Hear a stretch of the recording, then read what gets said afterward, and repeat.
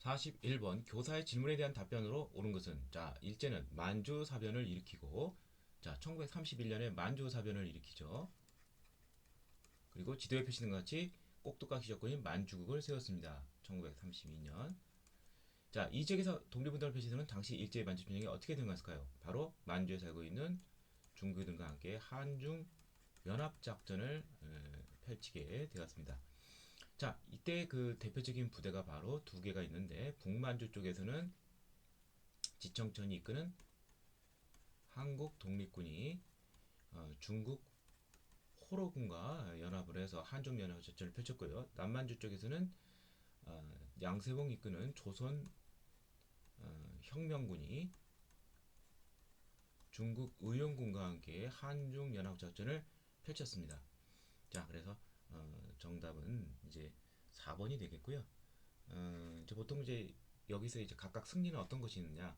한국 독립군은 뭐 쌍성보, 사도하자, 대전자령, 동경성 전투 이런 것 등이 있고요. 조선혁명군이 이뤄낸 승리로는 영릉가 전투라든지 흥경성 전투 요 두 가지를 아시면 되겠습니다. 자, 나머지는 뭐 신간의 결성, 좌우압작 운동 결과죠. 좌우압작이 아니라 이제 민족유의당 운동. 그래서 이제 민족주의, 비타협적 민족주의와 사회주의가 이제 결합을 해서 1927년 신간회를 결성했고요. 임시정부의 침체를 극복하기 위해서 국민대표회의가 1923년 개최됐지만 창조파 개조론에 동조돼서 많은 독립인사들이 떠나게 되죠. 신흥무관학교는 서간도 삼원포 지역에 신민회원들이 진출해서 신흥 강습학교를 세웠는데 이게 신흥무관학교로 개칭이 되면서 많은 독립군들이 여기서 탄생하게 되었습니다.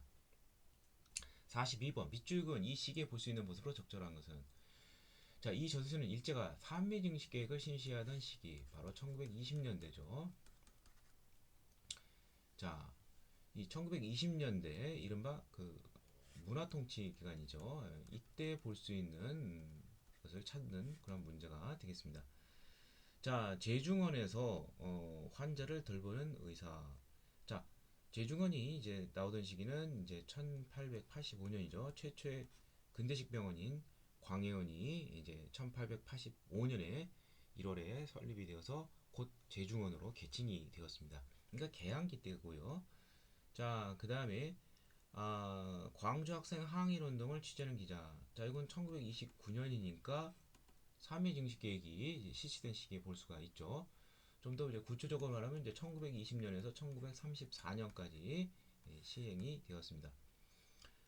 자, 그러면 정답은 2번이 되겠고요. 자, 나머지는 또 어디가 틀렸냐? 교조신혼운동에 참여하는 동학교도. 자, 이건 동학독민운동 직전인 1892년에서 93년 사이에 공주, 삼내, 서울, 그 다음에 보은 집회 등에서 열렸습니다.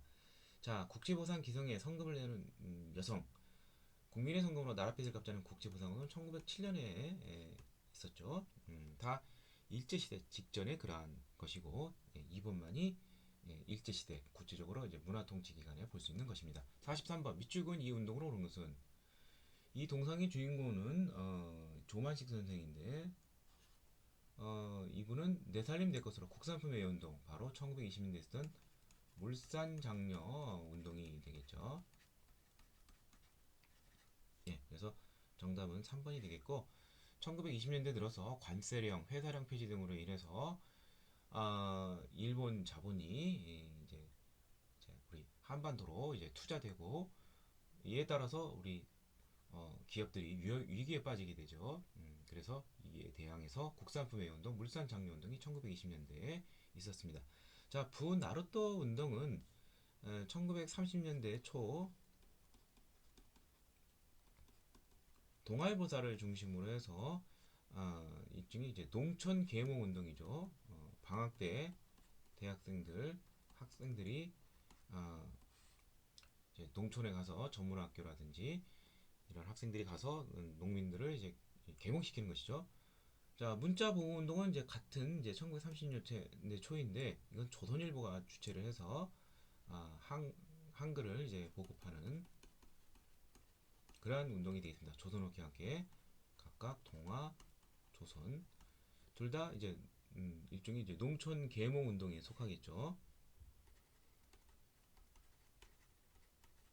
그다음에 밀립대학 설립운동은 국민의 성금으로 이제 밀립대학을 설립하자는 것이죠. 1920년대에 있었는데, 자, 이 배경은 일제가 2차 조선 교육령을 통해서 고등교육이 가능해졌기 때문에 이에 힘입어서 밀립대학을 1천만이 이런 식이라는 구호 속에서 어, 모아서 설립하려고 했지만 일제 방해, 뭐 구조 이름은 이제 경성제국대학을 먼저 선수 쳐서 이제 설립하게 되죠. 예, 이러한 운동이 있었다는 것도 알아두시고요. 다음 44번 가에 해당하는 인물로 오는 것은 군국주의 심정을 겨누다. 자, 이 사람은 자 한인 애국단 김구가 이끄는 한인 애국단 단원이에요. 여기서 딱 알아두면 두 사람이죠. 이봉창과 윤봉길인데 이봉창은 1932년 1월 도쿄에서 이랑에게 수류탄을 던졌습니다. 성공하지 못했지만 간담을 선언했죠.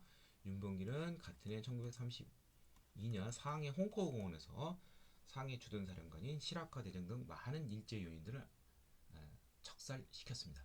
자, 그래서 정답은 4번이 되겠고요. 김원봉은 의열단의 단장이죠. 예. 그래서 이 의열단 소속의 뭐 김익상, 김상옥, 나석주 여사 등이 활약을 했고요. 윤동주는 뭐 유명한 항일 저항신으로서 유명하신 분이고 서시라든지 뭐 고백 뭐 이런 것 등이 유명하죠. 별의 매운 밤.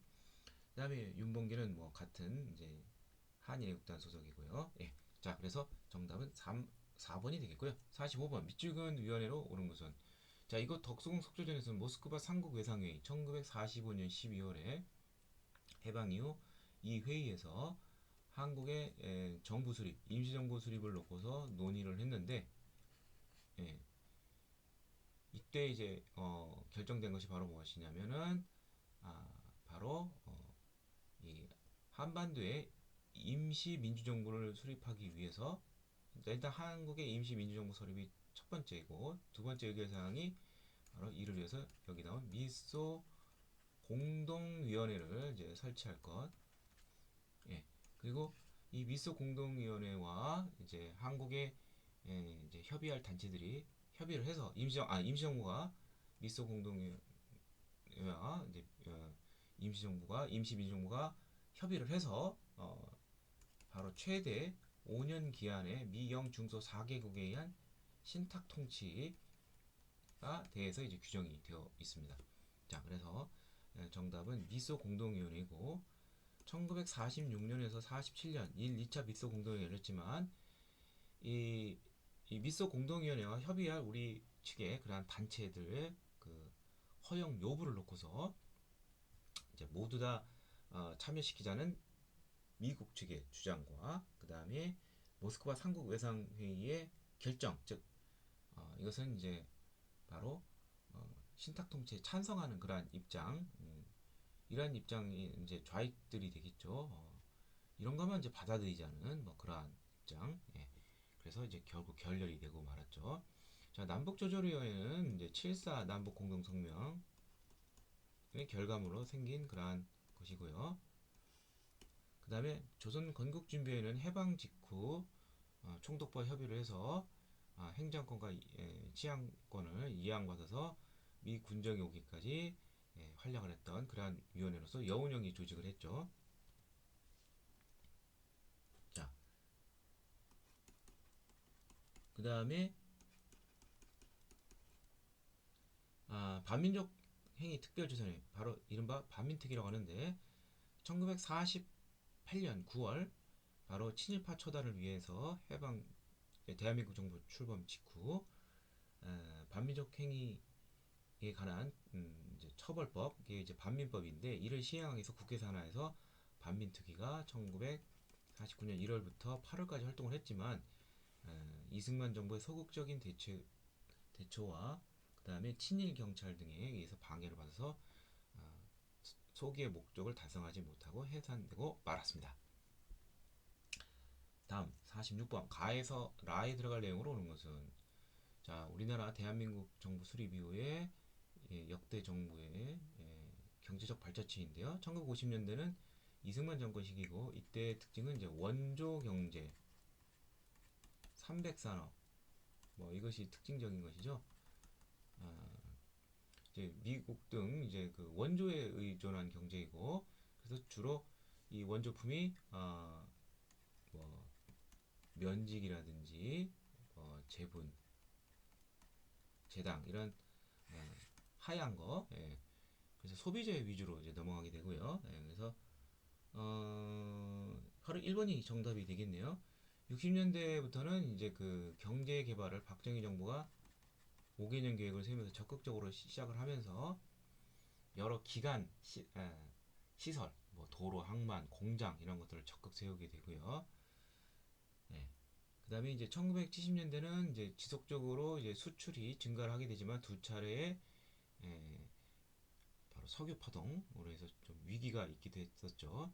그럼에도 불구하고 1977년에 100만 달러 수출을 달성했지만 2차 석유 파동으로 인해서 이 중화공업의 중복 투자 이런 문제가 있었고 80년대는 전두환 정부가 들어서면서 이제 삼저 호황의 그러한 세계사적 유리한 국면에 따라서 수출이 이제 크게 증대가 되었다. 이렇게 이해하시면 되겠습니다. 자, 그래서 나에 보면 중화공업의 육성과 석유파동은 1970년대 1차, 2차 석유파동이 있어서 중화공업의 중복 투자가 좀 문제가 됐고요. 그 다음에 이제 산업구조의 재편과 삼저호황 이게 바로 이제 1980년대가 돼요. 전두환 정부 시기에 있었던 일이고요. 그다음에 1980년대인데 외환위기 발생과 근무기 운동. 자, 이것은 90년대 말에서 이제 시작이 됐죠. 구조로는 이제 97년, 1997년 IMF 위기가 있었는데 이것을 김대중 정부가 들어서면서 3년 만에 2001년에 조기 극복 상환하게 되었습니다. 대표적인 것이 근무기 운동과 노사정 위원회를 통한 고통분담 정책의 결과물이었습니다. 47번 가해에 해당하는 인물로 오는 것은 평화시장 재단사업 병원서 끝냈습니다. 이렇게 되어 있는데요. 1970년 근로기준법 준수를 요구하는 면서 분신 자살하신 분 바로 전태일 열사가 되겠죠. 그래서 이 전태일의 열사의 이러한 분신 이 사건은 결국 노동운동의 이제 시작점을 알린다 이렇게 이해하시면 되겠습니다. 자, 김주열 열사는 4.19 혁명과 관련되어 있는 것이죠. 3.15 부정선거와 관련 이제 마산 시위에서 최루탄에서 희생을 당한 분이고, 박종철과 이제 이한열 열사는 이제 1987년에 6월 민주항쟁과 이제 관련이 있습니다. 박종철 열사가 이제 고문으로 경찰에 의해서 희생을 당하고 이것으로 해서 이제 시민들이 이제 점점 끌어오르게 되고요. 6월 시민 항쟁의 와중에서 이한열 여사가 체류탄에 희생이 되면서 분위기는 더 고조되고 결국 6.29 민주화 선언으로 정부는 결국 굴복하게 되었고 민주화가 이루어지게 되었습니다.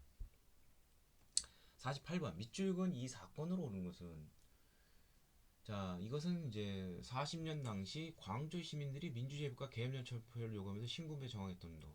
봐요. 5.18 민주화 운동이죠. 또는 뭐 광주 민주화 운동이라고도 하는데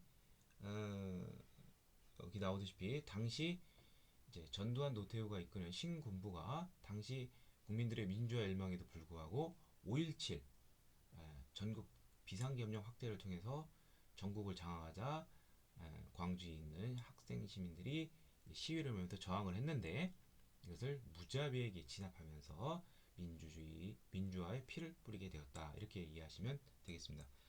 4.19 혁명은 뭐 이승만 정부가 붕괴되는데 당시 정부통령, 구체적으로 이제 부통령 선거와 관련돼서 부정선거가 극심해서 일어난 시민들의 혁명으로서 결국 이승만 정권이 무너지고 내각 책임제 개헌이 이루게 되죠.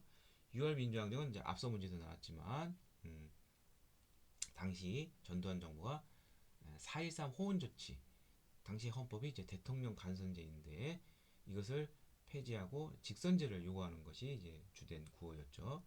그 다음에 부마 민주화 운동은 이제 1979년에 있었는데 바로 반유신 투쟁이라고 볼 수 있죠. 박정희 정권의 그런 유신 서슬퍼런 강압 통치에 대해서 부산 마상의 시민들이 민주항쟁을 켰고 이 와중에서 결국 11.6 사태로 결국 박정희 정권이 무너지게 되었습니다. 다음 49번 가정부 시기에 있었던 사실은 무슨 제6공화국 하면은 이제 노태우 정부가 되겠죠. 자, 노태우 정부의 업적 1988년 88 서울올림픽이 그 다음에 3당 합당 1990년 그래서 제3화 남북기본합의서 1991년 12월에 남북 간에 합의된 문서죠. 예. 자, 그러면 이때 노태우 정부 시기에는 당시 이제 소련 등 공산권이 붕괴되면서 그 시점과 맞춰서 북방 정책, 냉전이 이제 풀리게 되는 것이죠. 그래서 당시 공산권들과 이제 수교가 있게 됩니다. 그래서 구체적으로 하자면 이제 중국이라든지 이제 소련, 현재 이제 러시아가 되겠는데 등과 이제 수교를 하게 됐죠. 그래서 정답은 바로 3번이 되겠죠. 소련과는 1990년, 1992년에는 이제 중국과 수교를 맺게 되었습니다. 자, 나머지는 어느 정부 시기인지 살펴보도록 하죠. 농지개혁부의 시행이다. 이건 이승만 정부 때죠. 그래서 1949년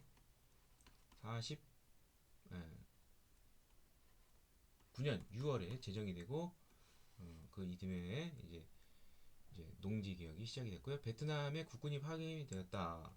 박정희 정부 때인 1964년부터 베트남에 파병을 하고 65년부터는 전투부대까지도 나가게 되겠습니다. 자, 6.15 남북 공동연이 발표했다. 이것은 2000년이죠. 2000년이고 김대중 정부 때 있었던 일입니다. 다음 50번 가에 들어갈 사진을 고른 것은 사진을 보는 노무현 정부의 업적인데 자, 2차 남북 정상회담과 14 남북 공동선언, 그 다음에 행정 중심의 복합 건설 도시 세종시 건설 뭐 등등이 있는데 그 외에도 또 어떤 것이 있느냐? 자, 선지를 통해서 제거를 해보죠. 경부고속도로가 준공이 된 것은 1970년 바로 박정희 정부 때죠. 박정희 정부 때 굵직굵직한 국가기관시설이 마련됐습니다. 자, 평창 동계올림픽은 2018년이고 지금 현재 정부인 문재인 정부 때 있었던 일이고요. 자, 경제협력개발기구 성급하다는 우려도 불구하고 김영삼 정부 때인 1996년에 경제협력개발기구 선진국으로 나아가는 어떤 상징적인 그러한 조치이죠. 그렇다면 이제 뭐 다 해당이 안 되니까 정답은 결국 4번이고요. 아시아태평양 경제협력체 APEC 회의가 노무현 정부 때는 이제 부산에서 2005년에 열리게 되었습니다. 최초로 열린 것은 참고로 이제 1991년 김영삼 정부 때 서울에서 이제 열리게 되었었죠. 예. 자, 정답은 4번이 되겠고 이상을 통해서 제48회 한국사 능력 감정시험 기본편 해설을 모두 마치도록 하겠습니다.